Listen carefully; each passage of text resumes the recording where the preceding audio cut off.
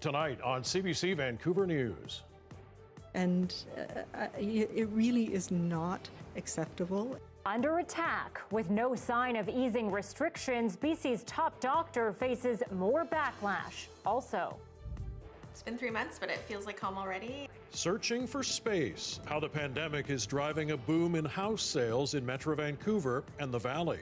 And I'm frustrated, I'm hurt, I'm disappointed. A frustrated father. And support from fellow students for the BC teen sent home from school for what she was wearing. This is CBC Vancouver News.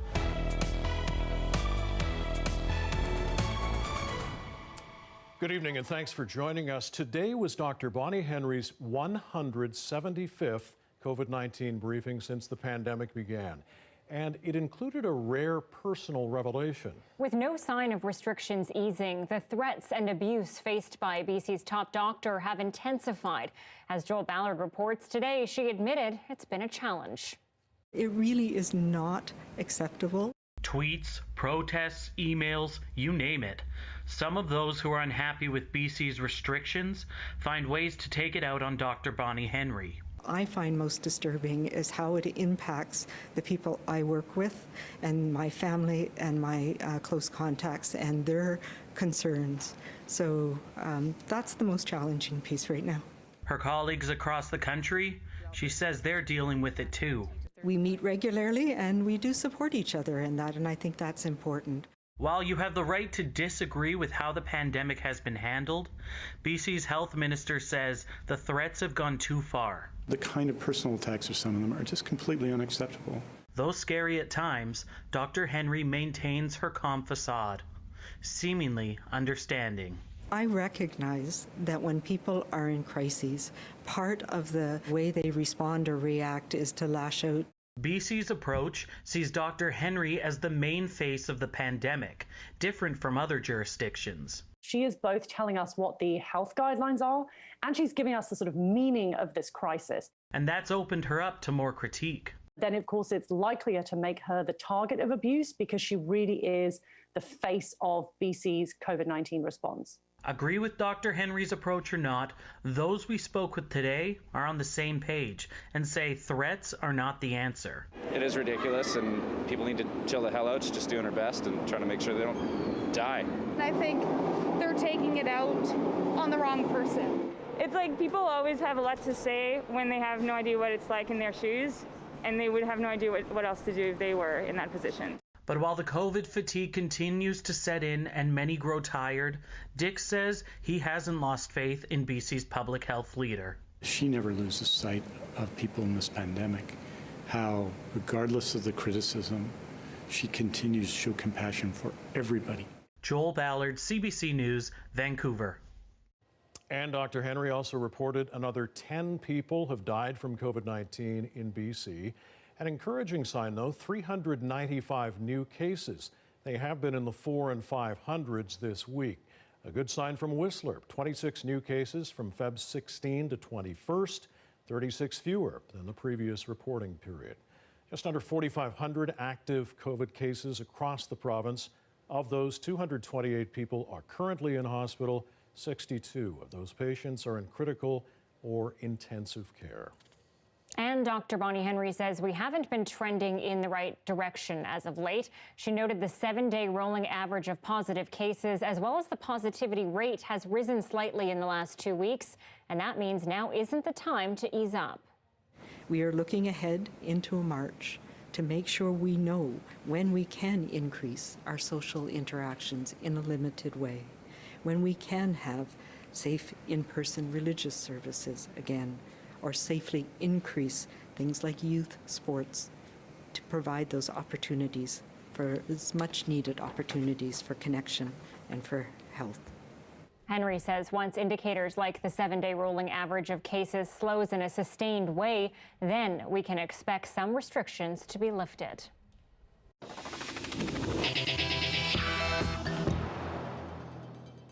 Well, many parts of Metro Vancouver and the Fraser Valley are experiencing huge spikes in home sales. But why? Well, it's being attributed in part to people working remotely and having increased savings due to the pandemic. As Tina Lovegreen shows us, younger families are now willing to make a shift for more space. Brock Ranta and Ashley Bell have a lot to celebrate these days. We got a new dog, we got a new house, I got engaged. Add to the list separate home office spaces. The pandemic really shifted us to rethinking what we wanted. We thought we would always sort of be downtown livers and we work there. So, but then having to work at home and having to work literally this close to each other had something to do with wanting to get some more space. They ditched their one-bedroom rental in Fraserview and bought a 3-bedroom townhouse in the new Southlands development in Tsawwassen, an option they wouldn't have considered pre-pandemic. Spending all that time commuting wasn't really what we wanted to do. It just didn't make any sense. Working from home takes that pressure away. And they're not the only ones. The Fraser Valley saw record sales last month when it comes to single-family detached homes. At the beginning, the low interest rates did help a lot. They were able to increase purchasing power for a lot of potential buyers. But as those prices rose for detached homes around 10% or more, obviously I think that's going to create a significant pinch in terms of the down payment requirements. Initially, the pandemic caused home sales to slump, but insiders say 2021 numbers are already surpassing expectations. And millennials are among those driving up sales. An online survey of 2,000 Canadians aged 25 to 35 by Royal LePage found from those surveyed, 49% own their own home, and just over a quarter of those purchased a home during the pandemic. The city has maintained or continue to maintain price points that are often unattainable by the average first-time home buyer. And so now, as folks move out east, essentially, they're finding better opportunities and they're valuing more space versus strictly location. More space to work and grow as a family. Tina Lovegreen, CBC News, Delta. Well, she wore a dress over a turtleneck to school, and she was sent home because a teacher called it inappropriate. Tonight, the BC teen's father says he is frustrated by what happened. And as Tanya Fletcher reports, some of her fellow students are showing their support. I went to school that morning feeling confident and happy and excited to learn. 17-year-old Karis Wilson recalls getting ready for school Tuesday morning. She wore this knee-length black dress over top of a white turtleneck sweater. 20 minutes into her first class, she was removed and escorted to the principal's office. She says she was told her lingerie-style outfit was making some teachers uncomfortable. At first I was really confused and I kind of laughed, and then once I realized she was being serious, my heart just kind of sunk to my stomach, and I felt like alone and awful and sad. She said she was sent home and hasn't been back since. The school district will only say it's concerned about the allegations, is treating them seriously, and that the incident is being reviewed. Her father wound up meeting with school staff and asked to go over the dress code. Unsatisfied with their response, he posted this video on Facebook. Today, I'm frustrated, I'm hurt, I'm disappointed in the system. I'm pretty upset at this happening in 2021. The next day, dozens of students staged a walkout at the school in solidarity with Karis. The support not just local, it's now national too. I received messages from across Canada. Individuals that, because of this video, went to their own school board, their own school, and checked out some of the dress codes there. It just highlights that there is more work to be done. And this advocate who speaks to teen girls in school says it's something she hears over and over again. They're concerned that there's a double standard in terms of dressing between the boys and the girls. And I just think that sort of belies the underlying issue of sexist attitudes and behaviors still existing within our education system. For Karis, she wants to see school dress codes reevaluated, and in the meantime, has this message for other young women. Use your voice. So if you've had an experience like this, speak up. Tanya Fletcher, CBC News, Vancouver. A Cranbrook babysitter convicted in the death of a toddler more than a decade ago may be able to appeal. A special prosecutor has ruled Tammy Bouvette's conviction may have been a miscarriage of justice. In 2011, Bouvette said she briefly left 19-month-old Ayanna Teeple alone in a bath. When she returned, the child was unresponsive and later died. Bouvette was charged with second-degree murder but pleaded guilty to criminal negligence. RCMP first considered it an accident, but a doctor who performed the autopsy said he found bruising that was typical of child abuse. At the time, Bouvette and her lawyer didn't know that the doctor had more than a dozen of his autopsies called into question, including the toddlers. Bouvette spent 2 years in custody. Now, a special prosecutor says that may represent a miscarriage of justice, and Bouvette ought to be able to appeal her conviction. That lawyer was appointed to review the case after CBC News asked about the apparent lack of disclosure in the case. Anti-Asian racism is well documented across Canada, and now Americans are starting to take notice as well. Hate crimes on the rise in the U.S., and there are fears this disturbing trend will linger past the end of the pandemic. Tonight, Katie Nicholson reintroduces us to a Vancouver woman we met last summer to see how she's grown from her own brush with racism. Trixie Ling was walking along this path listening to a podcast about anti-Asian racism when it happened to her. He made some sexual gesture and some racial comments about me being Asian, which I ignored. I looked away, and that was when he looked toward me and he spat on the side of my face. The attack, part of the 717% increase in anti-Asian hate crimes reported to Vancouver police since the start of the pandemic. Like this 92-year-old man thrown to the ground outside a Vancouver store. In the U.S., a new report found more than 2,800 incidents of anti-Asian hate from March to December, and it continues. An 84-year-old died after being viciously tackled in San Francisco. And this 91-year-old in Oakland was shoved to the ground, prompting hundreds to now volunteer to escort elderly Asians when they're out in public. It's not just overt violence. Terry Chu says Asian Canadians are experiencing everything from dirty looks to rude comments. Language matters. The China virus, Kung flu. It's irritating when you see somebody who has a platform that large spewing downright racism. And certainly it's not restricted to Trump. I mean, people here are doing it. It's something that hits your gut. And there is fear the new wave of hate won't end when COVID does. Even before the pandemic, people have been subjected to racist, attacks and discrimination at work, and also marginalization.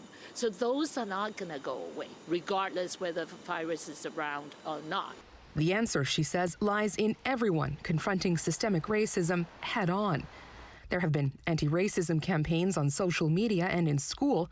Trixie Ling is taking it one step further. I think that incident really sparked a flame in me. It was really a catalyst for me to say, this is not okay. She started an anti-racism podcast to stand up not just for Asian Canadians, but for everyone. Katie Nicholson, CBC News, Toronto. Starting today and through the month of March, Vancouver police are ramping up enforcement of distracted driving to remind drivers to put their phones away. There are vulnerable road users out there, pedestrians, cyclists, and even that momentary glance at your cell phone can lead to the vehicle going off path and striking a pedestrian or a cyclist. And that's why we want people to focus their eyes on the roadway and put their cell phones away. Even though there are fewer drivers on the road with the pandemic, distracted driving is the second most common cause of fatal collision. According to police and ICBC, it still accounts for 78 deaths annually. Anyone caught by police using their phones while driving will face a $368 fine and 4 points against them. Okay, I think it's fair to say some of us in Metro Vancouver and the Valley got a bit of a surprise when we looked outside this morning. Woke up and I saw snow and I didn't expect it. I didn't see that on the weather app, but here it is. There it is for sure. That's what SFU looked like earlier today when the plows got to work clearing the snow that fell up on Burnaby Mountain. Metro Vancouverites were in for a slushy, unexpected commute as the snowfall led to slippery road conditions. Police issued warnings urging drivers to be careful. Environment Canada, Joe will tell us more, but Environment Canada says up to 3 centimeters fell on parts of the Lower Mainland, while some areas in Burnaby and Richmond managed to avoid the winter surprise altogether. And now Johanna joins us to tell us what happened. Yeah, don't worry, everyone. I was severely punished all day long. No. in case there was any concern. I didn't want to throw you under the bus. Yeah, it was the cold front that came through late yesterday evening. You know, most of the models thinking the snow level would get down around 200 meters, and it came down to sea level thanks to a strong westerly flow converging with that outflow through the valley. So, yeah, getting up to 10 centimeters on SFU. That northwesterly flow still very much a story for us. The next, though, impact we're watching are the winds, and I want to take you right now to the watches and warnings across Metro Vancouver. We're under the wind warning, and that includes central Metro Vancouver, Burnaby, the North Shore, and down towards Richmond and Delta through Friday. And you can see also Victoria on the west side of the island. And we are still under winter storm warnings, I should mention, for the mountain passes. Hope to Merit looking to see totals as it continues to snow overnight, close to 30 centimeters. So you can see in the satellite this general sinking air. That's coming with a strong jet. So a higher level of winds sliding down that northwesterly flow. I'm going to take you through the wind forecast, and you can see the dark purples and the blues. That's the 50 to 70 kilometer per hour gusts. And you can see that little bullseye. That's 4 a.m. tomorrow in through Metro Vancouver. So waking up to some gusty winds. And then we get another surge as we head into the afternoon. It's not widespread for everyone. It's really just those exposed on the northwest coast. So I'll break that down, and I've got the rest of your forecast coming up. Okay. And maybe we just say that being a meteorologist, it can be darn hard, right? I mean, it's I put myself out there, so I knew today was going to be a rough one. Cheer up, cheer up. You're Thank always you. great. All right. Thanks, Joe. Talk again in a bit. Okay. Well, some local vendors who sell their products at farmers markets across BC are calling for the pandemic-related regulations to change. The markets are open, but they can't sell items that aren't food. As Andrea Ross reports, some say the rules make no sense. These will start blooming around in April sometime. Soon, this farm will be filled with colorful flowers. We have narcissus coming up, we have anemones, the ranunculus. But this farmer might have a hard time selling them. We're very concerned that we won't be allowed back into the markets in time for the spring crop sales. Provincial COVID-19 restrictions mean only food vendors are allowed in farmers markets. These flower farmers say farmers markets are a big part of their business, and that this rule could leave them scrambling to avoid wasted crops. We planted our current flowers that'll be blooming in the next month back in September and October, you know, assuming that things would be all right to sell them again, and I can't stop them from flowering. They're coming. The Vancouver Farmers Market is trying to get flower vendors, potters, jewelry, and soap makers back at the market. Its executive director says the rule just doesn't make sense when those restrictions don't apply to grocery stores. The information hasn't been that clear for what the difference is between having food farm vendors at farmers markets and having craft or flower vendors at markets, other than maybe that there could be increased attendance is kind of a guess that we have. The BC Ministry of Health considers just food vendors essential. It says allowing only the essentials in farmers markets is part of an effort to keep the risk of COVID-19 transmission low. But Smith says farmers markets have strict crowd control and sanitation measures. What is that difference between having that non-food vendor and having a food vendor on at market? We would argue there isn't a significant difference from a health perspective from what we can see. It's not just flower vendors who take exception to the rule. This soap maker finds it a bit ironic that in a pandemic, he can't bring his product to the market. We're being told to wash our hands with soap and water, and as a maker and seller of soap, to not be allowed to sell soap somewhere seems more than normal weird, extra weird. Vendors want the province to change the rule as soon as possible. They say some bright blooms can help lift spirits, especially during a pandemic. Andrea Ross, CBC News, Vancouver. All right, before we go to commercial, we should take a little time to recognize Peter Layton. He does our teleprompter and he does some editing for the show, and he's celebrating 40 years with the CBC. So congratulations, Peter. Oh yeah, Peter. Nobody has a shot of him or anything? No, I guess not. Because for as long as he's been here, there's got to be a lot of stuff, images of him around for sure. For sure. Congratulations, Peter. Well done. And a reminder, you can also watch this newscast live on CBC Gem. CBC Vancouver, also on Facebook, YouTube, and Instagram. Canada's new Chief of Defence Staff is stepping aside just 2 months after taking the job. And sources tell CBC News it's for the same reason his predecessor left the role. Both are facing allegations of sexual misconduct. The details are next.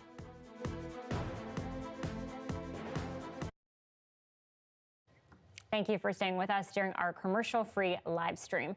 Well, a 24-year-old Ontario woman is on her way to a Guinness World Record in puzzling. Maxine Olive finished a 40,000-piece puzzle in 150 hours, smashing the previous known record of 423 hours. Here's a look at how she did it. A new world record. Honestly, I felt so much disbelief that for a moment it was this, is it really done? I did it? So my name is Maxine Olive. I just recently completed the Disney Ravensburger puzzle of about 40,320 pieces. That's broken up into 10 different Disney scenes, all about 4,000 pieces in each puzzle that join together to complete a master puzzle. The highest record that we could find of it was a gentleman down in the States of about 423 hours, and I managed to complete this puzzle in 150. I've been doing puzzles since I was about 3 or 4 years old. I've always been really fast at them. People always watch and stare as I do. They're like, how are you doing that? And then recently, about a year ago, my friend sent me a link to a larger puzzle than that, which sparked my interest in looking into these big puzzles. And I just wanted to prove I could do it more or less at the end of the day. This particular puzzle, I can't tell you the amount of times this, why am I doing this?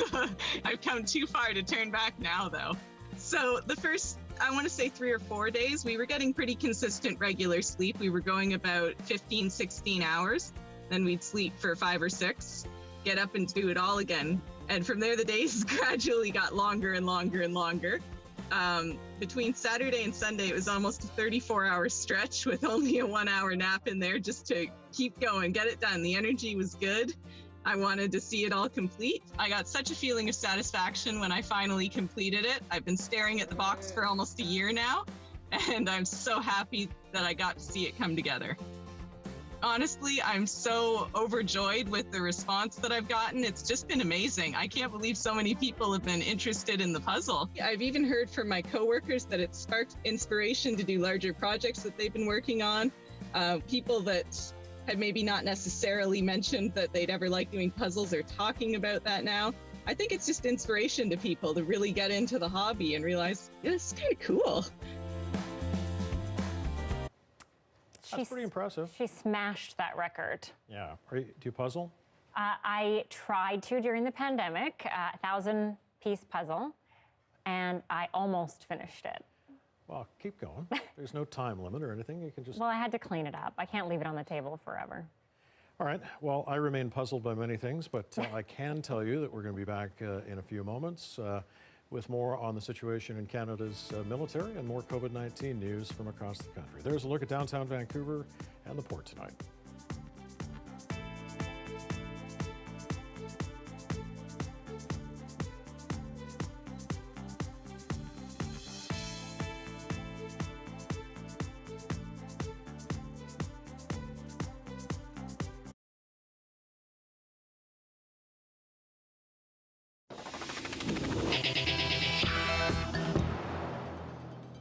Canada's top military commander is being investigated for an allegation of sexual misconduct in 2010. It's an allegation that evidently didn't stop his appointment just last month. This is a big hit to the government because the previous top commander is still facing similar allegations. Sexual misconduct has plagued the Canadian forces. Ashley Burke has a reaction to the latest revelations. I'm deeply sorry.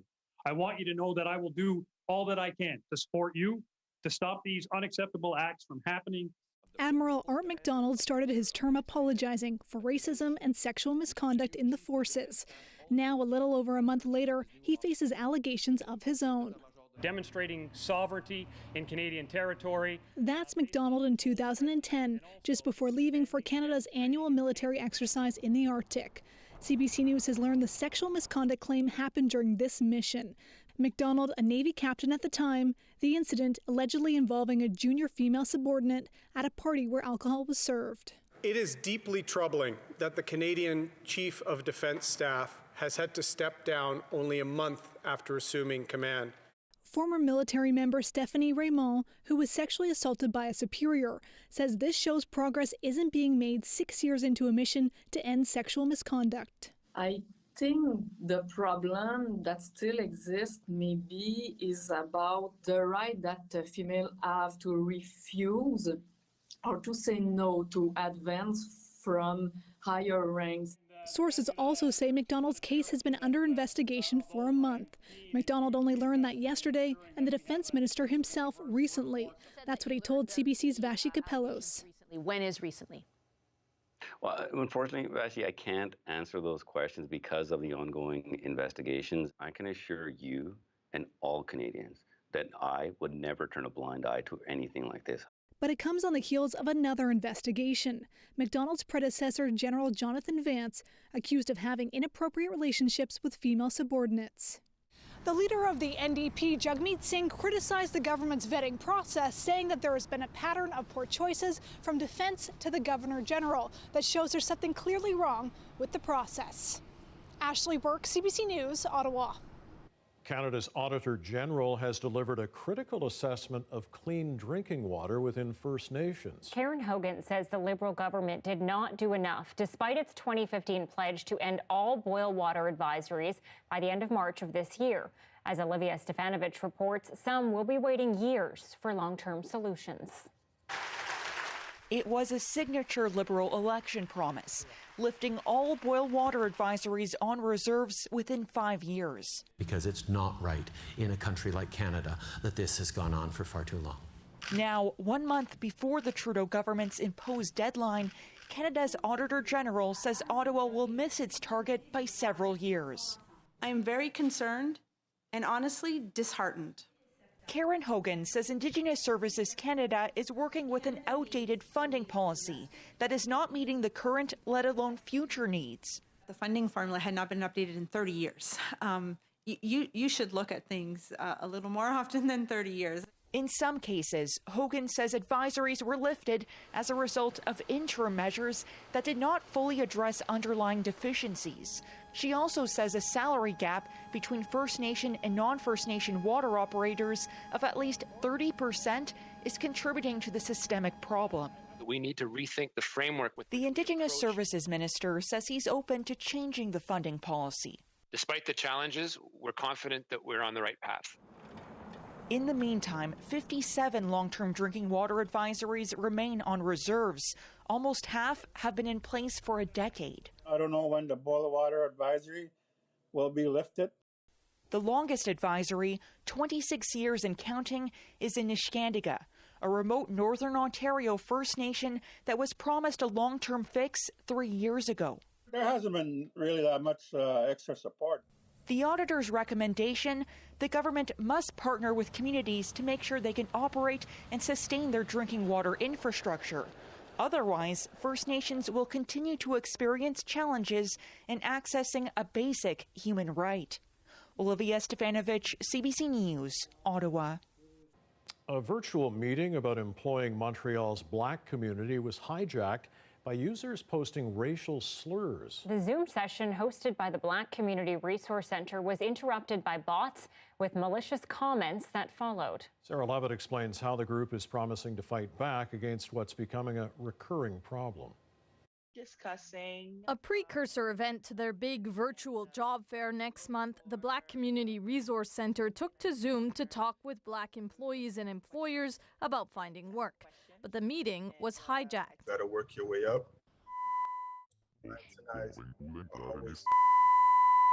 On video, someone swore in Spanish and a bot interrupted the talk. But the chat was where the most damage was done. The N-word repeated over and over again.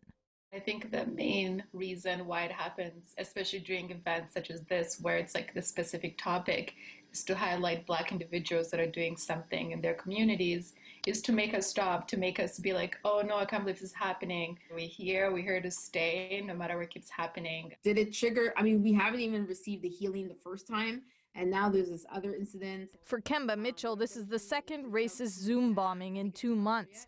The West Island Black Community Association was hijacked by a group of young people yelling the N-word in December. I would suggest that you immediately report it to Zoom. Something done immediately, and now the Black Community Resource Center is filing a police report.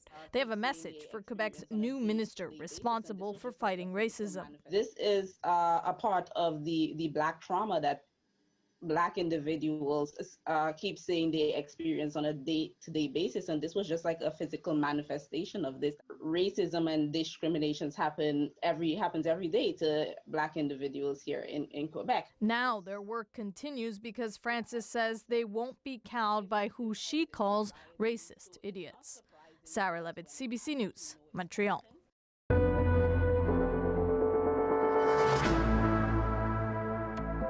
More COVID-19 vaccine news now, and a look at how the rollout is going in other provinces. Alberta has already begun vaccinating those 75 and up. In Manitoba, it's 95 and older. For New Brunswick, those 85 and older can now get the shot. In Ontario, people 80 plus in mid-March. And in Quebec, those 85 and older started rolling up their sleeves today. Well, for nearly a year, staff in emergency rooms across the country have worked under the exhausting strain of COVID-19. We've shown you inside access on what workers on the front line at Vancouver General Hospital deal with. Now we're getting an even more in-depth look at what staff in Laval, Quebec are experiencing. Leah Hendry takes us inside with the help of a nurse who agreed to wear a camera. Paramedics just dropped off a patient suffering from what appears to be appendicitis. Bonjour. Hi. Nurse Melanie Boudreau will perform a battery of tests. Here we go. 1, 2, 3. And give him something to manage the pain. We're going to make the test for the COVID. COVID-19 also needs to be ruled out. It's done. It's time-consuming. Tasks that used to take 10 minutes now take nurses up to 40 minutes to complete. Il faut s'habiller convenablement. Ça nous demande aussi beaucoup plus de temps, pour aller voir le patient, puis aussi pour s'occuper du patient. C'est des patients qui nécessitent aussi souvent beaucoup plus de soins. Before the pandemic, the ER had some negative pressure rooms for patients with infectious illnesses. But the sheer volume of potential COVID-19 cases meant they had to add dozens of temporary isolation cubicles. They keep COVID-positive patients or people suspected of having the virus completely sealed off. Only designated staff can go in. On va mettre le moniteur cardiaque, on va faire des prises de sang, mon cher. While Boudreau is inside, a nurse outside records information and fetches whatever Boudreau needs. Her colleague also makes sure she takes off her protective gear safely. Roving infection prevention coaches are also watching. Le coach il va regarder si le port d'équipement de protection individuelle est bien respecté. Donc, est-ce qu'on met correctement les lunettes, le masque? Est-ce qu'on respecte le lavage des mains aussi quand on fait des interventions? Est-ce qu'on met correctement la jaquette? Est-ce qu'on la retire aussi de la bonne façon? But before a patient can even walk into the ER, they're screened at the door to determine the level of risk. Symptom-free patients are sent here to a green room. But if there's even a hint of a fever, cough, or trouble breathing, that will land you in the yellow zone, just beyond this plastic flap. The room is regularly disinfected and set aside for suspected cases. Ça, c'est notre zone rouge. If you know you're COVID positive, you're immediately placed in an isolated red room. Patients who arrive by ambulance are assessed the same way. To reduce the chance of transmission, triage is completed by a nurse on the spot. The patient is then whisked off to the appropriate zone. On a de la clientèle rouge et des fois dans un autre module on va avoir de la clientèle verte, mais en étant fermé, vraiment à ce niveau-là, il n'y a pas de volet au niveau de la contamination ou quoi que ce soit. Là, on n'a pas fait très attention par rapport à ça. Although COVID-19 cases have steadily declined over the past month, Boudreau is worried variants of the coronavirus could trigger a new wave. C'est sûr que c'est stressant parce que, comme je vous dis, nous, on s'attend à ce qu'il y ait plus de patients, donc plus de chances qu'on soit contaminé. Puis ça nous met une charge de travail aussi qui est beaucoup plus importante. Plus on a de patients, plus notre charge de travail est lourde. She hopes people won't be careless during spring break. On a vu que quand il y a certains événements comme Noël ou quoi que ce soit, 2 semaines après, on a vraiment un boom là, de patients. Surge or not, the hospital says people shouldn't hesitate to come in immediately if they need emergency care. The staff are ready, and precautions are in place to keep them safe. Leah Hendry, CBC News, Laval. Well, as more COVID vaccines arrive in Canada, some people, particularly people of color, may be reluctant to get the shots. Coming up, a doctor will tell us how he's addressing vaccine hesitancy. Stay with us.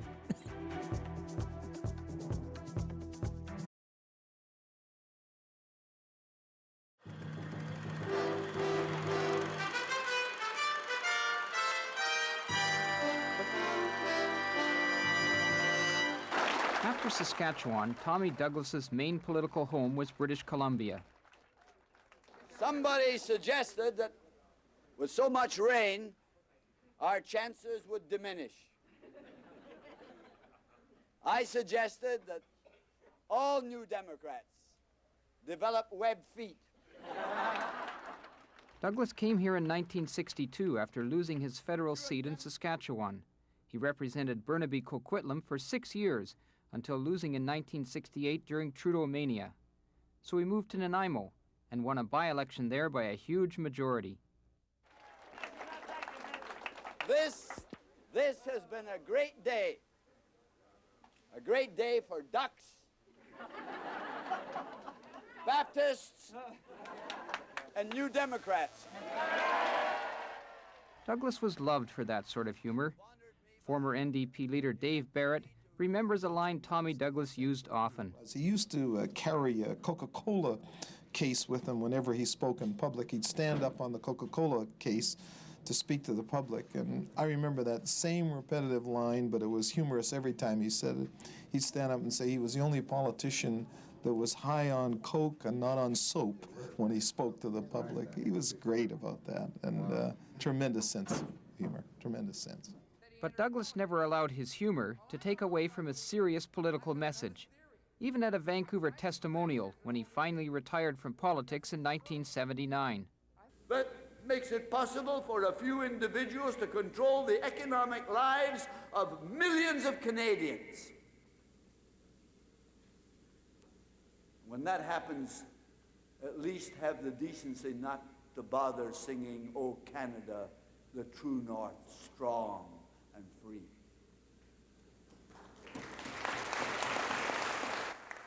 Longtime NDP MP Grace McInnes, the daughter of socialist pioneer J.S. Woodsworth, knew Douglas well on the prairies and afterwards when he came to BC. And there was not a bit of pomposity or a bit of putting himself forward. Everybody put Tommy forward because they loved him and because he epitomized hope for them. That's what his real legacy that he left was hope.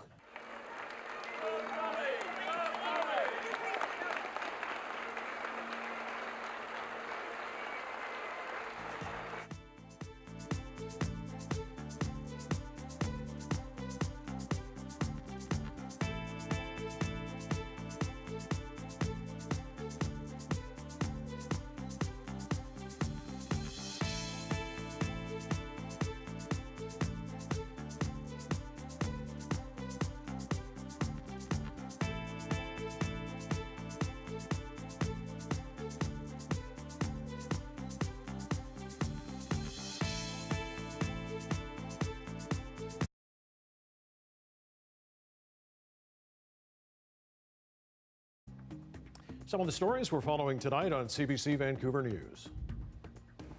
The kind of personal attacks of some of them are just completely unacceptable. With no sign of restrictions easing in BC, Dr. Bonnie Henry is facing more backlash.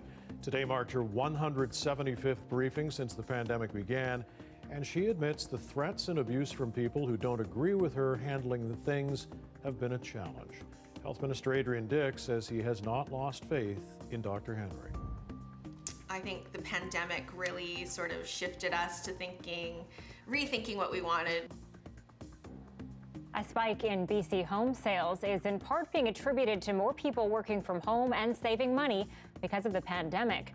Economists and real estate experts say 2021's numbers have already surpassed expectations as many British Columbians look to capitalize on low mortgage rates.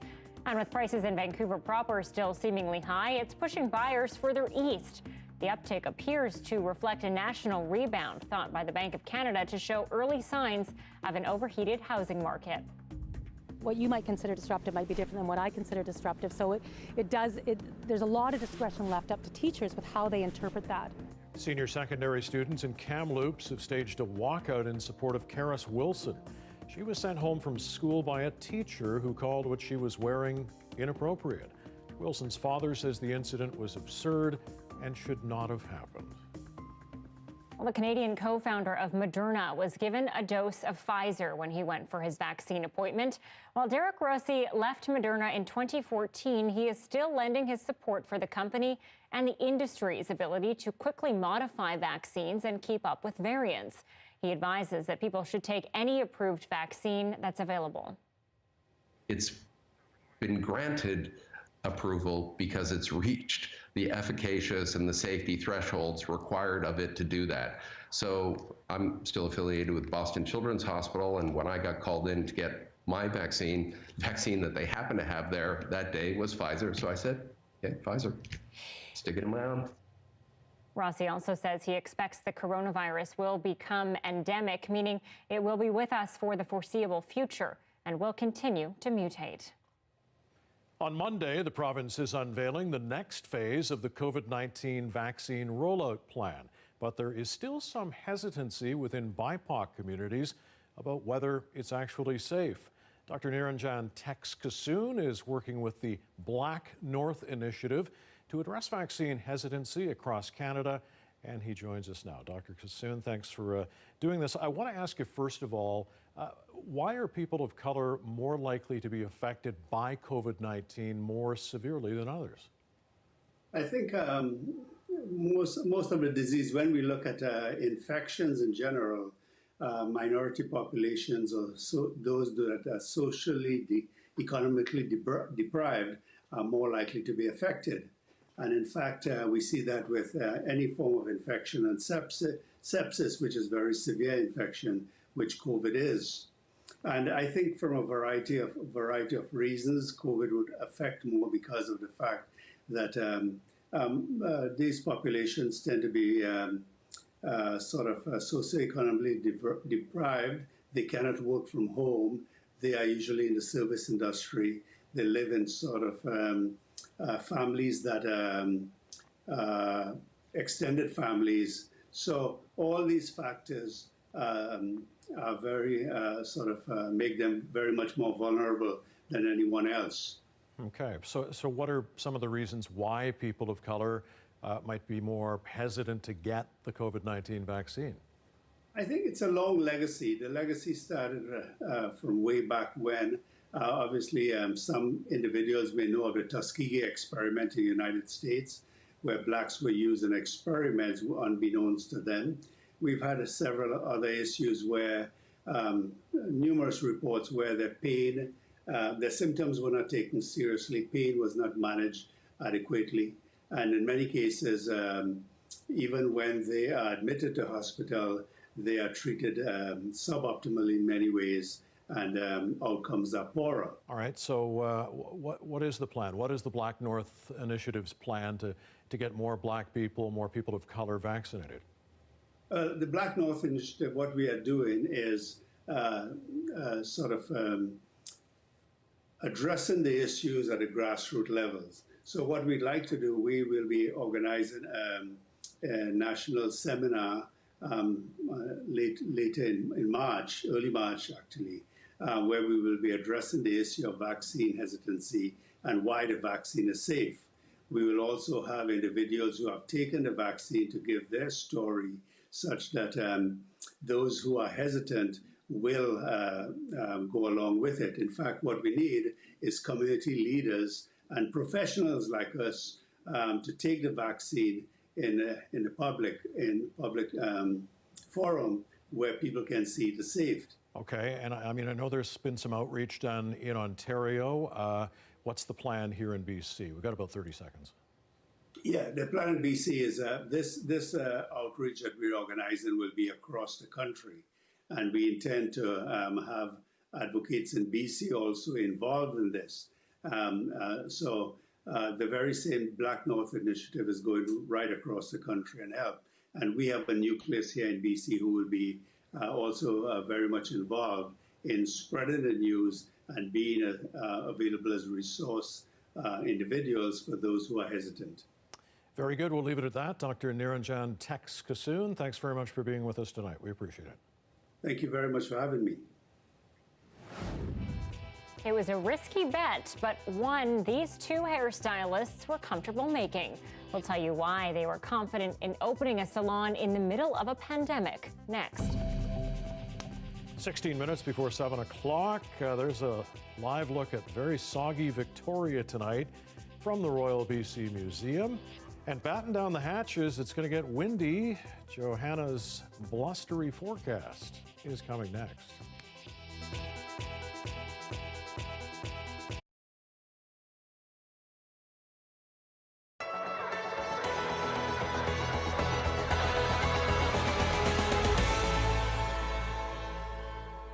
My best to you, may your dreams come true, may old Father Time never be unkind.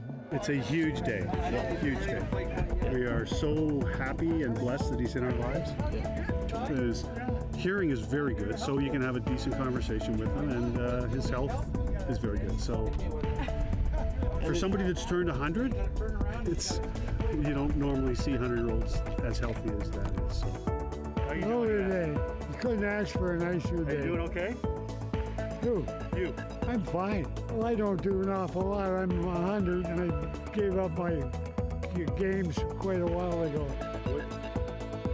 So, John, you've been in the military. You were in the RCA. RCAF, yeah. I'm just there from 42 to 46 over in Germany. Were you flying? No, I was on the ground I was in the driving trucks. Right. Yeah, the kids were pretty good to me, and they still are. My family are wonderful. It's a great day for you. Oh, yeah, wonderful day. So here's to you. May your skies be blue and your love blessed. That's my best to you.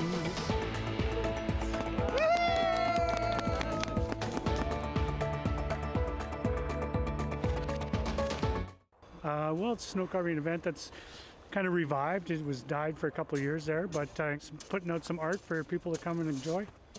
It's an exposition, not a competition this year.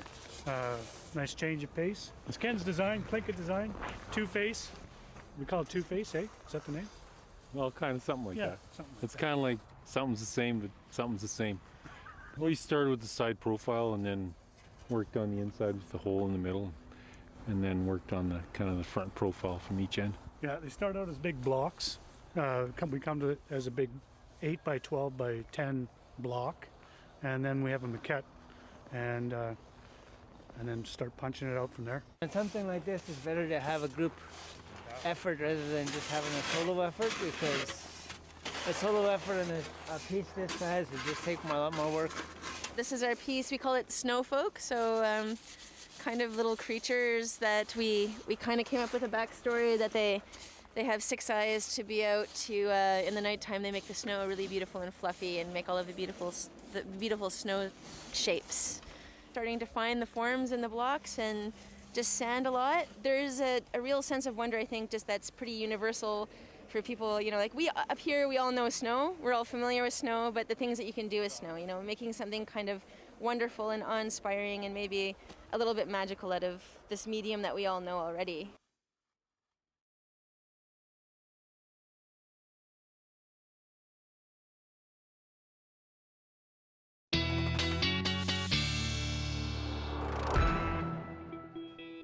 Johanna Wagstaffe back with us and the forecast. I don't know if you have any hatches to batten down at the Lynn Valley Estate there, but I guess you might need them tonight. That is a great recommendation. If there are anybody has any hatches, it is battening them down time. Yes, you're right. We are in for a very windy Friday across the South Coast.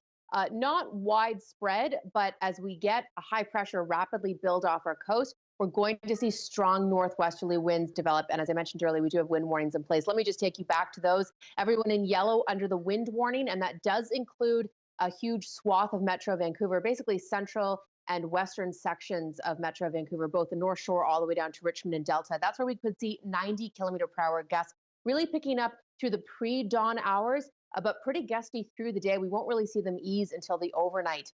This system is not going to make it across the interior as far as the strongest of the wind gusts. Will still be quite breezy, but I did want to mention as we look at the forecast for tomorrow across the interior that Avalanche Canada has issued a warning for recreational backcountry users, particularly for the North and South Rockies. We have had a couple of deaths this week because of large avalanches in the interior. We've got a persistent weak layer that avalanche forecasters are worried about this weekend. They will reassess on Monday. So heads up as we head into what is looking like a sunny start for parts of BC.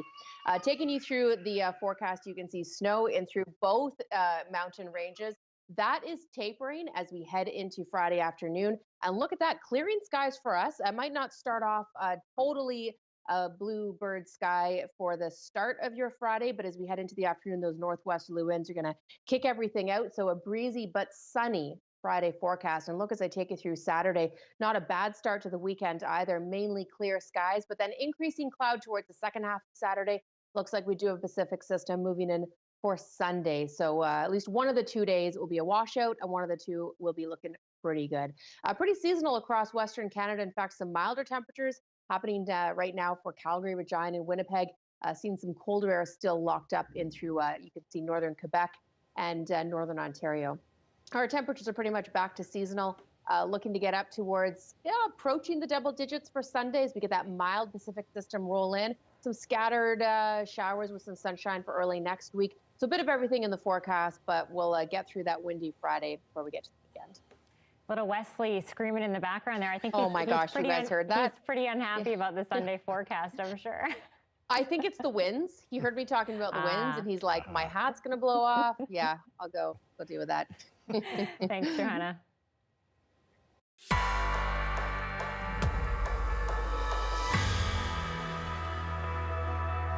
Well, opening a business at the beginning of a pandemic is a risky bet, but a couple in Regina saw an opportunity in an underserved market and made the gamble. They run a hair and beauty salon that serves everyone, but has a special focus on black hair care.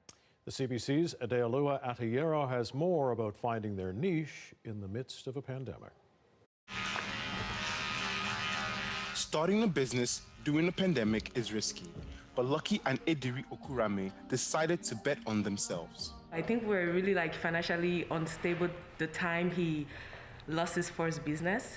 And then I had no other choice than to pick it up and support him. The salon caters to everyone, but also offers specific services for Black people, including dreadlocks, weaves, wig repairs, as well as beauty treatments like makeup application, eyelashes, cornrows, and box braids. Along with the services, the couple had to make sure the salon was COVID ready. We turned some of the rooms that were supposed to be like offices into stations. That way we can have the stations being spaced out between each other. Along with the business, the couple is balancing the parenting of 2 young children.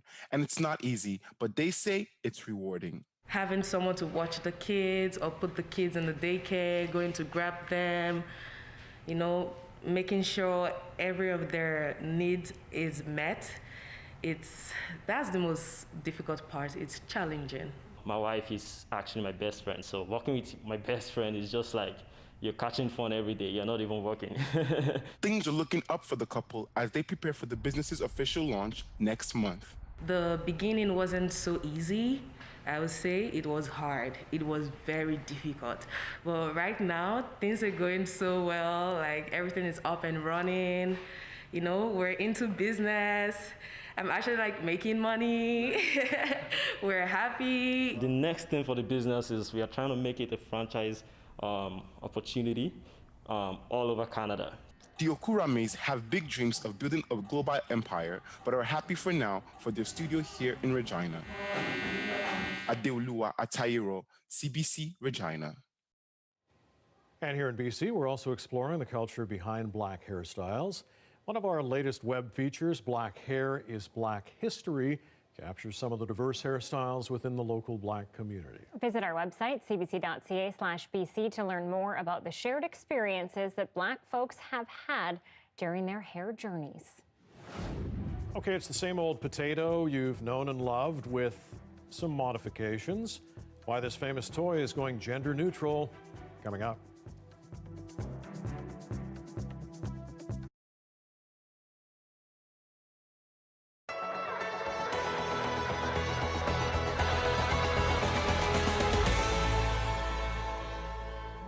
You're not Asian. What?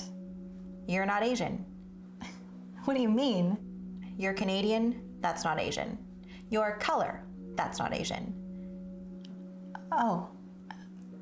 So what am I? Parang maputi siya. Whenever someone would say this about me, my mom would be so proud. That's my daughter. She looks half white. In the winter, my skin is fair, comparable to garlic rice, taking up 1/3 of the plate on a traditional Filipino breakfast dish.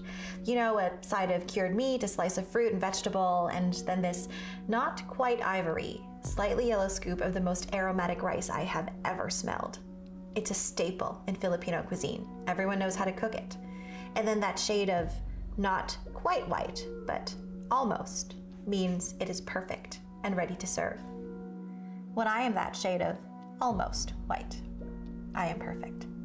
Parang maputi siya. In the summer, my skin transforms into a delectable golden brown, just like the color of lumpia when it's ready to be lifted from the frying pan. Have you heard of lumpia? It is the most versatile little dish. Sometimes meat, sometimes vegetables, sometimes both, rolled in a flour wrapper that we cook until it is golden brown. But that's not all. We can eat it on its own as the most wonderful unhealthy snack. Or it can be eaten as a part of something larger, more complex and beautiful. But when my skin is this golden brown, the color of perfectly cooked lumpia, it's too dark to be Asian. It's even considered ugly. Masyadong madilim ang balat mo. Your skin is too dark. Too dark. Why do we love the color of golden brown when it's perfectly cooked lumpia, but when it's the color of my skin, it's too dark to love? It's not Asian. You're not Asian. Okay. So what am I? What am I? I am the same shade as aged porcelain, but not nearly as fragile. Think of it more like rice, seasoned yellow by garlic, giving its character and taste. Garlic rice is powerful. I am the same shade as a setting sun, glorious and bewildering, golden brown, just like lumpia, exquisite in both taste and color. I am maybe not Asian enough for you, or the wrong kind, or not at all. But I am strong and magnificent. I am.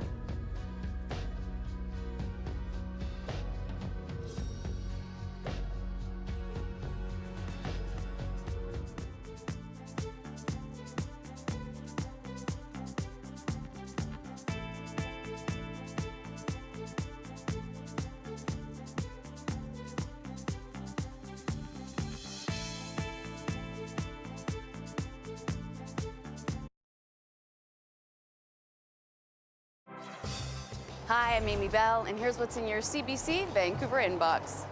Subscribe now to Pieces, CBC BC's new original podcast. Host Jeremy Ratt goes on a journey of self-discovery as he explores his Indigenous roots. Learn more at cbc.ca/pieces. And the COVID-19 vaccine is coming. Do you have questions or concerns? On March 3rd, join us for community conversations and get involved in the discussion. Sign up at cbc.ca/ourshot.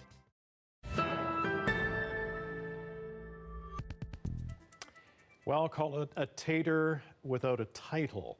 Mr. Potato Head will no longer be a Mr., or for that matter, a Mrs. The Hasbro toy company is giving the famous tuber a gender-neutral new name, Potato Head. Hasbro says that after nearly 70 years, it's time for the toy to get a modern makeover. The LGBTQ advocacy group GLAAD is enthusiastic about the genderless toy potato, saying it encourages kids to be their authentic selves. This is not the first time the Spud has undergone a big change. When it was first introduced, the head was actually a real potato, and only the accessories were sold to stick into the Spud. The new potato head will go on sale later this year. Look at that little baby potato. So cute. Just Potato Head. That's it. Just Potato Head. Don Rickles, Mr. Potato Head in Toy Story. Remember that? Yeah, yeah. The voiceovers for that. Genius. Anyway, this is the way we're going. It's great. All right, you can always find our news program online, cbc.ca/BC. Next local news is at 11. Yes, Stan Burt's here after the National. Thanks for watching tonight. Have a good evening.